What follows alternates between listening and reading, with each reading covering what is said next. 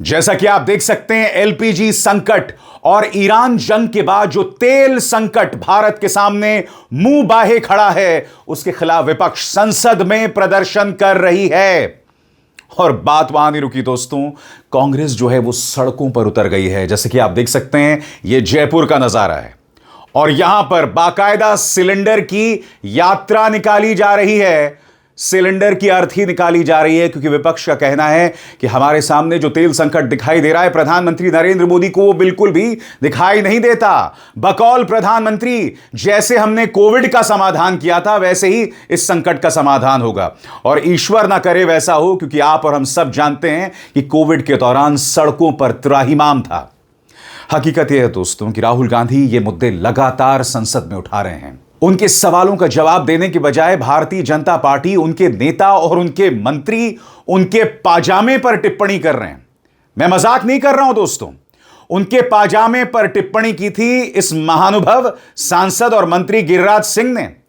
और भारतीय जनता पार्टी का यह वाहियात और विवादास्पद सांसद निशिकांत दुबे, इन्हें तो इस बात पर प्रॉब्लम है कि राहुल गांधी मकर द्वार में चाय पी रहे थे। राहुल गांधी का तीर जो है निशाने पर लगा है, वो इस बात से साबित हो रहा है कि राहुल गांधी के सवालों का जवाब देने के बजाय अनर्गल बातों में देश की जनता के ध्यान को भटकाया जा रहा है। सड़क पर कांग्रेस उतरी है मगर इनके पास सवालों का जवाब नहीं है।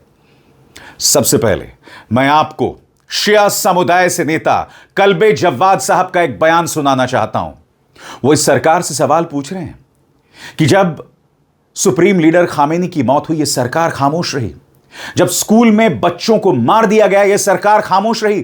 क्या इस सरकार को इस बात का अंदाजा है कि आपके इस रुख की वजह से देश को कितना नुकसान पहुंच रहा है? सुनिए क्या कह रहे हैं कल्बे जव्वाद साहब। जो अत्याचार कर रहा है अमेरिका, कि बिल्कुल डिफेंसलेस है, ईरान के ऊपर हमले कर रहा है, बड़े बड़े 15-15 हज़ार किलो के बम गिरा रहा है, पाकि पब्लिक को मार रहा है, उसको कंडेम हमारा मुल्क नहीं कर रहा है। ये बहुत शर्म की बात है।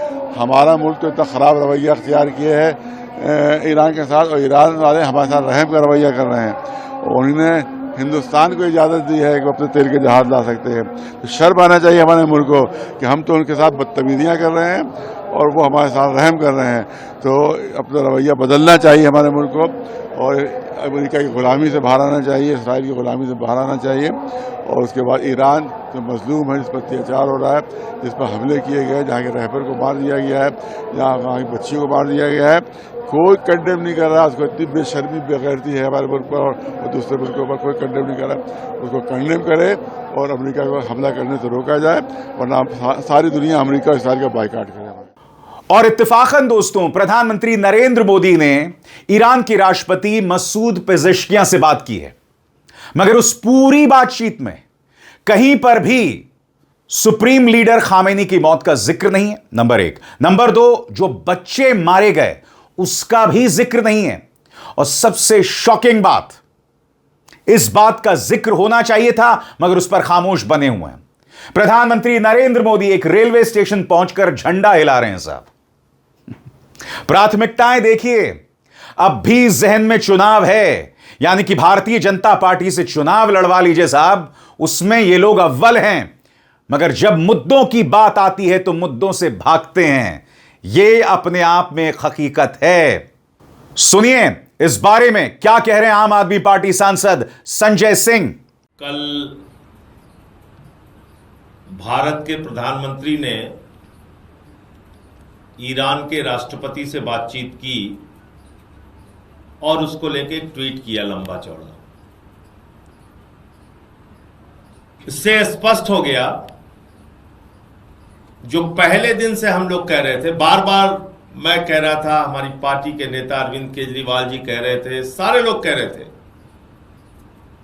कि भाई आपको ईरान से बात करना चाहिए, आपको भारत के हितों का ध्यान रखना चाहिए। ईरान आपका परंपरागत मित्र है, उसने ऊर्जा क्षेत्र में बराबर आपको सुरक्षा प्रदान की है, सस्ता तेल दिया है, रुपए में तेल दिया है, उससे बात करो। लेकिन प्रधानमंत्री अमेरिका और इजराइल की चमचागिरी में पिछलग्गू बन के इस तरह से उनके मुरीद हो गए थे कि उन्होंने 8 देशों के प्रमुखों से बातचीत की। अमेरिका और इजराइल के ईरान पर हमले के बाद और गल्फ कंट्रीज में, खाड़ी देशों में अमेरिका के एयरबेस पे हमले के बाद 8 देशों से बातचीत की, 8 देश के प्रमुखों से बातचीत की, ईरान से बात नहीं की। और इनके चेले जितने थे वो कहते थे, अरे आप लोगों को विदेश नीति क्या पता है, अरे जितना महामानव को पता है तुम लोगों को क्या पता है। हम फिर भी दोहराते रहे, भाई ऊर्जा का संकट हिंदुस्तान में आ सकता है, बातचीत करके रखो। प्रधानमंत्री ने बात नहीं की। ईरान के सुप्रीम लीडर मारे गए, खामिनेई की मौत पर, उनकी हत्या पर एक शब्द शोक का प्रधानमंत्री नहीं बोले।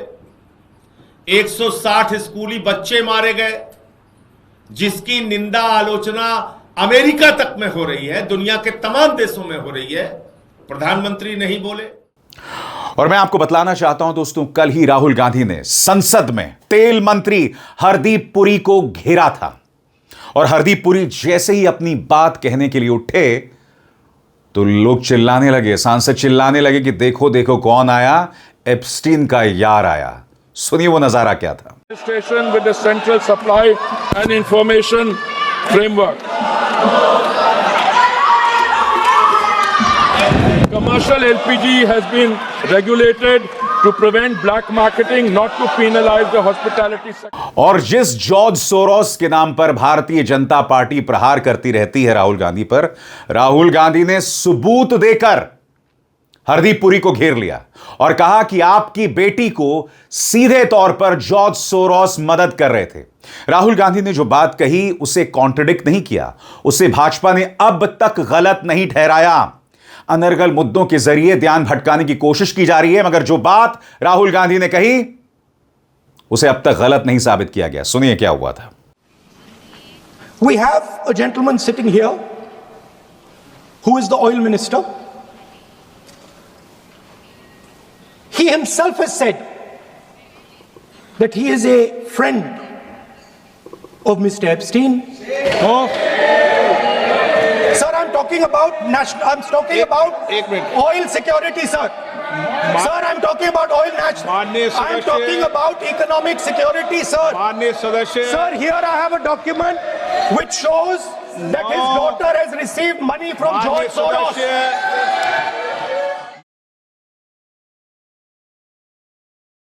To allow India to respond to the global headwinds, such as the recent crisis, unanticipated supply chain disruptions, unexpected shocks to subsectors in Indian economy, and any other event that may have significant fiscal implications. So, in anticipation of what cannot be anticipated, we are coming up with economic stabilization fund. Now, therefore, sir, it's an irony that even when I'm talking about how the government is preparing for ourselves to face any unexpected events, inclusive of supply chain disruption, inclusive of LPG, they're not willing to hear the reply. They want to have their own agenda. चलाओ, सड़क पर, सीढ़ियों पर बैठकर चाय पियो, मगर LPG के ऊपर चक्कर चलाओ। ये है हमारी ऑपोजिशन। स्वतंत्र और आजाद पत्रकारिता का समर्थन कीजिए, सच में मेरा साथी बनिए। बहुत आसान है दोस्तों, इस ज्वाइन बटन को दबाइए और आपके सामने आएंगे ये 3 विकल्प, इनमें से एक चुनिए और सच के इस सफर में मेरा साथी बनिए। और मैं आपको बताना चाहता हूं भाजपा क्या कर रही है। सुनिए भारतीय जनता पार्टी के सांसद को, नाम है डिग्री दुबे, निशिकांत दुबे, क्या कह रहे हैं सज्जन। इन्हें प्रॉब्लम इस बात पर है कि राहुल गांधी मकर द्वार के बाहर चाय पी रहे हैं, मगर मुद्दों का जवाब नहीं देंगे ये लोग। सुनिए क्या हो रहा था। ये सर देखिए इसको, ये एलपीजी के लिए, आम लोगों के लिए, गरीबों के लिए जिस तरह की समस्या है उसके लिए भी ये पिकनिक मना रहे हैं सर। चार अपने दोस्तों के साथ मिलकर ये चाय पी रहे हैं, कॉफी पी रहे हैं, हंसी मजाक कर रहे हैं, बिस्किट खा रहे हैं, टोस्ट खा रहे हैं। क्या सर? क्या स्पीकर का आदेश यही है? क्या इसी रूल्स एंड प्रोसीजर में चलेगा? मैं ये कह रहा हूँ कि एलपीजी की दिक्कत है, उसके लिए भारत सरकार चिंतित है, उस पर आप मुद्दा उठाना चाहते हैं, लेकिन आप सोरोस का एजेंडा लागू करना चाहते हैं। और इन्हीं के पद चिन्हों पर गिरिराज सिंह है। वो गिरिराज सिंह, याद कीजिएगा, इन्होंने कहा था कि राहुल गांधी छोटा पजामा क्यों पहनते हैं। इनको एलपीजी संकट की चिंता नहीं है, देश की अर्थव्यवस्था जिस तूफान से गुजर सकती है उसकी चिंता नहीं है, राहुल गांधी के पजामे की चिंता है। और अब वो कह रहे हैं कि राहुल गांधी संसदीय मर्यादाओं का मजाक बना रहे हैं। सुनिए क्या कहा गिरिराज सिंह ने। कि दुर्भाग्य है इस देश का, जो भ्रम फैलाना और देश के विदेश नीति पर प्रश्न खड़ा करना उनकी फितरत हो गई है। उनको लगता है हर महीने विदेश जाना ही विदेश नीति का ज्ञान रखने वाला हो सकता है। मकर द्वार पर टूरिस्ट की तरह आके चाय कॉफी पीना और देश को गाली देना, इसी तरह से राहुल गांधी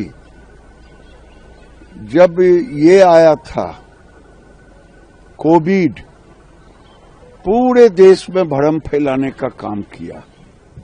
कभी कहा बच्चों को क्यों नहीं दे रहे हो, कभी कुछ कहा, कभी कुछ कहा, केवल भ्रम फैलाया।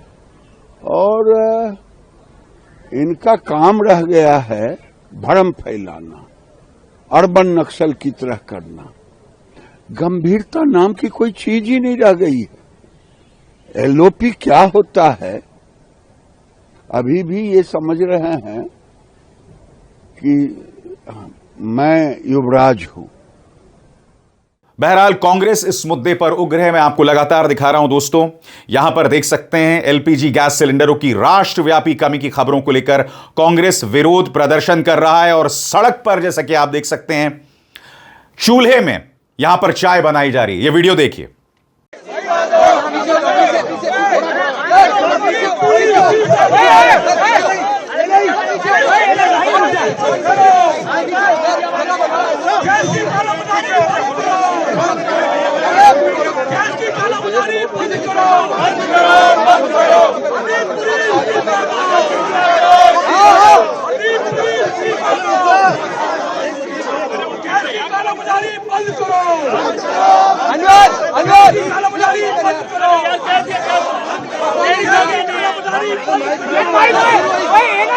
विपक्ष हमलावर है। समाजवादी पार्टी की सांसद इकरा हसन ने कहा है कि अगर सरकार ने ध्यान दिया होता तो यहां पर संकट नहीं आता। बकौल इकरा हसन, अगर सरकार ध्यान रख रही होती तो वाणिज्यिक क्षेत्र पर इस तरह का प्रभाव नहीं पड़ता। सुनिए इकरा क्या कह रही हैं। अगर ध्यान रख रही होती तो जो कमर्शियल जितने भी आउटलेट्स हैं उन पर इस तरह का प्रभाव नहीं पड़ता। कई स्टेट्स में इतनी हालत खराब हो गई है कि बिल्कुल सिलेंडर नहीं मिल रहे। और सरकार जरूर कह रही है, कल भी मिनिस्टर आए थे, उन्होंने कहा कि कोई घबराने की बात नहीं है। लेकिन हमारा कहना यह है कि जिस तरीके से सरकार ने इस पूरे मामले को संभाला है, पता नहीं किस दबाव में फॉरेन पॉलिसी इस तरीके से हमारी चल रही है। नहीं तो हमारे ईरान से बहुत अच्छे संबंध थे और जिस तरीके से चाइना और रशिया को कोई दिक्कत नहीं हो रही है, हमारा भी उसी तरीके से रुक रह सकता था। लेकिन वॉर से, अटैक से, ईरान पे जो अटैक हुआ है, किसी भी एक इंडिपेंडेंट नेशन की सॉवरेनिटी पे अटैक इस तरीके से होना, इंडिया को उसके खिलाफ खड़ा होना चाहिए था। क्योंकि आज ये उनके साथ है, कल को किसी के भी साथ हो सकता है। और लेकिन हमने क्या किया, हम उससे 2 दिन पहले ही इजराइल हमारे प्राइम मिनिस्टर घूम के आए हैं। तो सिर्फ क्योंकि हिंदू मुस्लिम देश में है, इन्होंने जो बीज बो रखे हैं देश में हिंदू मुस्लिम के, वही अपनी फॉरेन पॉलिसी में भी दिखाना चाह रहे हैं। लेकिन उसका जो नकारात्मक असर है वो आज हमें देखने को मिल रहा है। आज हमारे देश पे जो संकट मंडरा रहा है वो सिर्फ और सिर्फ सरकार की फेल्ड फॉरेन पॉलिसी की वजह से है। आरजेडी के सांसद मनोज झा ने सीधे प्रधानमंत्री नरेंद्र मोदी पर प्रहार किया है और कहा है कि मेरी प्रधानमंत्री नरेंद्र मोदी से ज्यादा उम्मीदें नहीं है। सुनिए क्या कह रहे हैं मनोज झा। प्रधानमंत्री जी से मेरी अपेक्षाएं इन दिनों न्यूनतम सूचकांक पे। कोविड का दौर हमने देखा है, किस तरह की एडवाइजरी आती थी कि हेल्थ इमरजेंसी ही नहीं है, ऑक्सीजन की कोई कमी नहीं है, हाहाकार मचाना। आज भी मैं कहूंगा प्रधानमंत्री जी थोड़ा वेश बदलिए। Denial is not a good instrument. सबको साथ लीजिए और स्वीकार करिए कि दिक्कत है, परेशानी है, और हमारी चुप्पी ने, जब ईरान पे एक तरफा हमला हुआ तो हमारी चुप्पी ने भी इस प्रॉब्लम को मैग्नीफाई किया। और जहां तक भाजपा की बात है, भाजपा के तेवरों से साफ है ऑल इज वेल। माननीय रिंकिया के पापा, I am sorry, I mean to say माननीय सांसद मनोज तिवारी कह रहे हैं कि कोई कमी नहीं है, राहुल गांधी देश की जनता को बरगला रहे हैं। सुना जाए। देश में गैस की, पेट्रोल डीजल की कोई की कमी नहीं है, पर्याप्त भंडार है।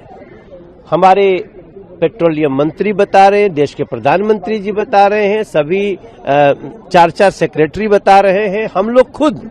मैंने जो वीडियो बनाया वो 6 मिलियन के ऊपर चला गया है और लोग उसमें एप्रिसिएट कर रहे हैं, सबको जानकारी मिल रही है।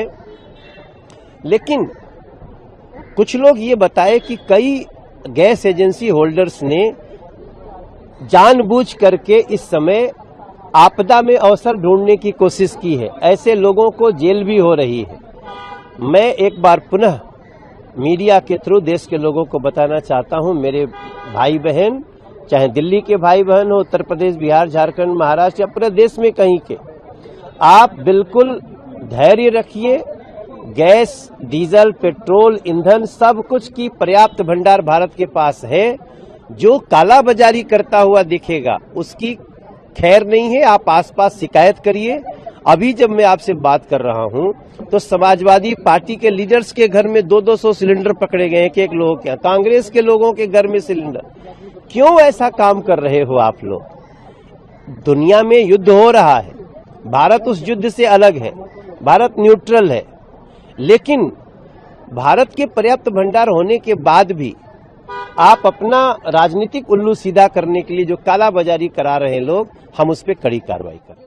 हकीकत ये दोस्तों, इसी तरह की बातें याद कीजिएगा कोरोना वायरस के दौरान की गई थी। याद कीजिएगा उस वक्त जब यह संकट शुरू हुआ था, तब भारत सरकार की तरफ से क्या बयान आया था कि ये हेल्थ इमरजेंसी नहीं है, ये स्वास्थ्य से जुड़ी कोई आपातकालीन समस्या नहीं है। फिर उसके बाद आपको पता है क्या हुआ था?